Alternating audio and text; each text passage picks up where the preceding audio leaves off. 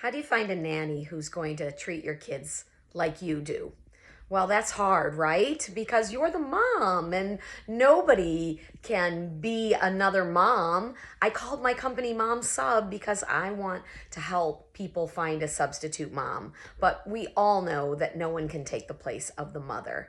And sometimes when people are with your children, you're like, oh, they're just not as interactive with my kids like I am. They just don't seem as interested. They're not engaging with my children. Why aren't they reading to them, playing with them, just talking to them the way I do? And sometimes it takes a little bit of patience for the child and the caregiver to get to know each other. And sometimes it takes a lot of modeling.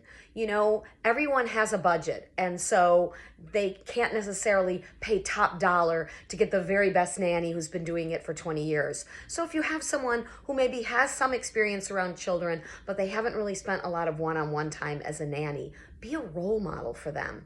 It's okay for all three of you to sit down on the floor with the child and you just have them watch while you interact and play pretend with that child, or make up a story and draw it out with them, or do whatever it is, play games, or if they're a real little one, matching games, or games to learn how to, even do signs when children are little before they speak. My son, when he was very young and just learning to talk, when he was sitting in the high chair, we would show him flashcards, and eventually he was able to identify like 20 different birds by their pictures. People were amazed. I wasn't doing it to amaze people. I just thought he was always so inquisitive and he always wanted to learn, and he took so long to eat so he could do something else while he was sitting there in the high chair. Now, would my nanny do that?